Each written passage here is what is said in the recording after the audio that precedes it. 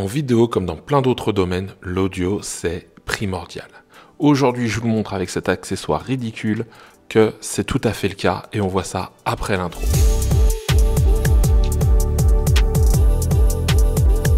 Bonjour et bienvenue sur la chaîne Test de Cyril. Ici on parle de tech audio, photo, vidéo, d'Apple aussi. Aujourd'hui on est dans le domaine de l'audio. Et pourquoi je vous parle d'audio? Parce que je veux que vous compreniez que l'audio c'est hyper important dans vos productions vidéo, podcast bien évidemment, mais vidéo plus particulièrement. Parce que quand l'audio n'est pas bon, les gens ne regardent pas vos vidéos. Alors sur la chaîne, je le dis tout de suite, il y a plein de choses bien plus sérieuses au niveau de l'audio, des tests micro, des micros USB, des micros XLR, des interfaces audio. Il y a vraiment de quoi faire. À la fin, vous aurez une playlist. Mais je veux montrer aujourd'hui qu'avec des micros peut-être de faible qualité, en tout cas premier prix, vraiment très premier prix, on peut avoir quelque chose de déjà correct ou en tout cas de meilleur que ce qu'on aurait habituellement avec sa caméra. Et pour le prouver, regardez, là vous m'entendez avec ce petit micro. Le micro, j'en ai eu 4 pour environ 10-15 euros. J'ai eu des petits bras comme ça, télescopiques. J'en ai eu 3, pareil, pour moins de 10 euros. Et j'ai pris un petit adaptateur, je vais tout vous montrer après. Pour moins de 30 euros, j'ai eu 4 petits micros, 3 bras et un adaptateur. Et franchement, vous allez voir ce qu'on peut déjà tirer avec ça. Alors pour en faire la démonstration, là vous entendez mon son brut, aucun retravail. J'ai pas mis d'isolation parce que la pièce, il y a beaucoup d'écho, elle est très grande, mais déjà ça vous donne un aperçu. Maintenant on va passer sur le micro interne de la caméra. Voilà, là on est sur le son du ZV-E10 Mark I, c'est le micro interne qui enregistre. Vous avez beaucoup plus d'écho, vous entendez avec bien moins de qualité ma voix, ça résonne, c'est plus loin. Donc c'est pour vous montrer, c'est le ZV-E10 Mark I, c'est quand même une caméra à 650-750 euros à peu près. Si j'utilisais le Mark II, le son serait légèrement meilleur, mais pas beaucoup meilleur. Et pourtant la caméra, on a passé déjà aux alentours des 1000 euros sans l'objectif. Mais je peux vous assurer que même avec une caméra à 4 ou 5000 euros avec le micro interne, vous n'aurez pas forcément un son extraordinaire. D'où l'intérêt d'utiliser des micros. C'est ce que je fais sur cette chaîne.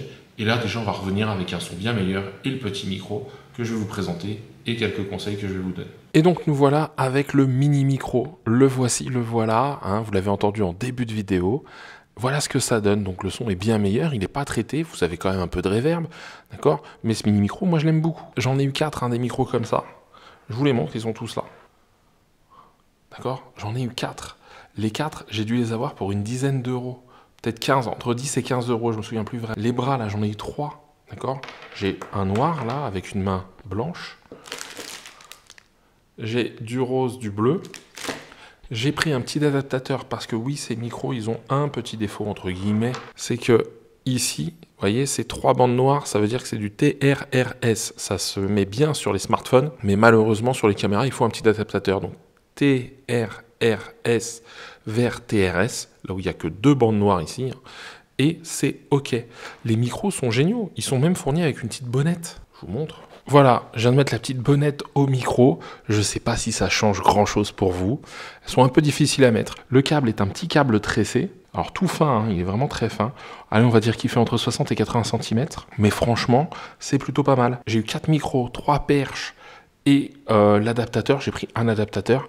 Avec ça, j'en ai pour 28 euros. Et je peux améliorer grandement. Et peut-être me démarquer un petit peu en utilisant un micro un peu fun, un petit peu drôle là-dedans. Et je le dis dans cette vidéo, je n'ai pas eu l'idée de faire ça. J'ai regardé une vidéo d'un Américain, Tom Buck, qui a présenté ça et j'ai trouvé que c'était super drôle comme idée et pour montrer que on pourrait faire des trucs très très drôles demain avec ce genre de micro. Alors moi j'aime bien le look sans bonnette, ce petit look un peu rétro, moi je l'aime beaucoup. Alors bien évidemment des micros on peut en avoir des XLR, des USB, les passer par des interfaces ou les pour lancer directement, enregistrer sur son ordinateur, il y a plein de choses là-dessus. Mais d'où l'importance de ça, même si ridicule soit-il, ça peut être intéressant. Mais franchement, ça fait bien le taf, ça marche bien, moi j'en suis très content. Et vous voyez, je peux jouer un peu, percher par le dessus, etc.